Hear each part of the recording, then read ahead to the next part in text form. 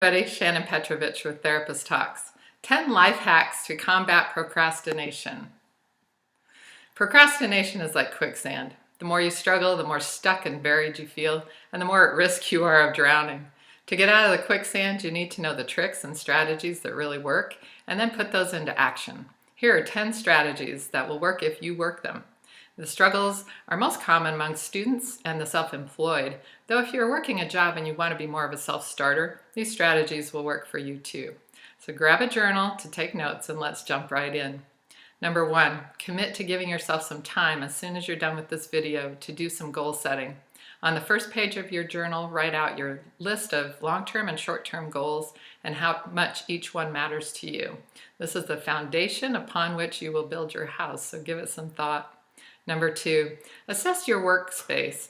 It has to be quiet and a place where you can turn everything off. Computer, cell, TV, video games, everything. Studies show it takes 11 minutes on average to get back on track after you get distracted. So honor your need for quiet and shut it all off. This might be a primary and significant part of your problem with productivity and procrastination. So don't think you're different and you need distractions and noise. It sounds good, but that's just not scientifically true. You might need to rework a space in your home, renegotiate with roommates or partners, or talk with your manager at work to make sure your workspace is less distracting. Find that sweet spot for yourself. Many people try to work at their local coffee shop. I would suggest that you look at the truth of this and see that you can't really function at your best in such a distracting environment. Number 3, you have to write things down and make lists. You need a notebook. A spiral binder is best so you can keep ongoing lists that will live on in chronological order. Many people think they can keep all the plates spinning inside their heads. This just simply is inefficient. You're basically taking up a huge amount of mental space, asking your mind to keep track of everything that you need to do, when you can simply write it all down and your brain can let it go. This frees up space for you to create, to be better able to learn, and to be more productive. It also relieves the tendency to become overwhelmed and shut down. When you're trying to keep it all in your head, it's a spinning mass of stress. Whereas when you write it down and check off each thing as you tackle it, you will feel more in control and less overwhelmed. Number 4, at the beginning of each week, create your weekly list. If you're in school, this is your list of classes as well as your life responsibilities. If you're self-employed or work a job, this includes all your projects that need to be done that week. Label them in the margin with one of 3 labels: urgent, which has to be done this week; important, which means it should be started this week but has a future deadline; and dreams, for things that you want to get going on, but they're neither urgent nor important to do this week. Number 5, I call this the you have to eat your broccoli before dessert rule. On the next page of your journal, make your list for today. Date it and start with the urgents, then fill in with some of the importance. If you have some space, you can even throw in a dream.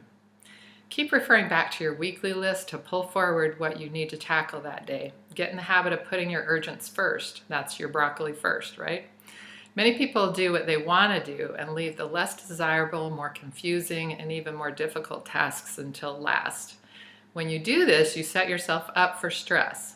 You have less time, less energy, less mental space for the hardest and most urgent tasks, the exact opposite of what you need to do to succeed. So eat your broccoli first, and then you can tackle the easier or more fun or more interesting tasks later in the day or the week. Starting some of the important projects that are not due imminently helps give your ideas some time to simmer on the back burners of your mind.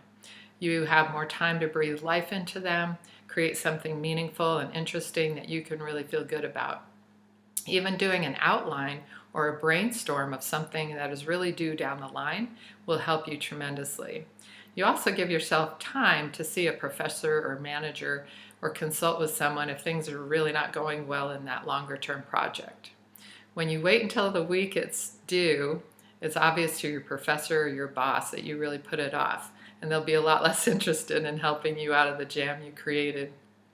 Number 6, map out what your day will look like and fit your tasks into your plan. The urgent things first, then the important things. Plug in your classes, your work hours, other commitments that you have so that you have a visual outline of your day before you even get started. Number 7, create healthy work-rest cycles, where you work for an hour or two, then rest 10 minutes, then work for an hour or two again. Make sure you're working uninterrupted and undistracted. Remember the 11-minute reality. It takes 11 minutes to get back on track when you're distracted. Just as importantly, make sure that your rest is truly rejuvenating. Stretch, walk, breathe, talk to a friend, laugh, eat a piece of fruit, drink water, but do not turn on the TV, video games. Don't check your social media or look at any other technology. Save that for when you're done working for the whole day. Number 8, put in as many cycles of work and rest as you can so that you're working or attending classes from roughly 8 or 9 in the morning until 5 or 6 at night, with an hour break to eat and to get some physical activity around noon. It's best to get your main workout in before your day starts in the morning. This gets your day off to a great start and physically sets you up for success. It literally lights up your brain with endorphins from your workout. Then a brisk walk or a stretch during your lunch break reinvigorates those brain cells and gets you recharged for the rest of your day. Number 9, hopefully these strategies are helping you work smarter so you can kick back for the evening and do whatever you want. You've earned it. Relax, enjoy some social time, downtime, making sure you're in bed before midnight at the very latest so you can do it all again the next day. At times you might have to get in a couple more work-rest cycles in the evening if you have a deadline or finals or a project that needs to be rolled out.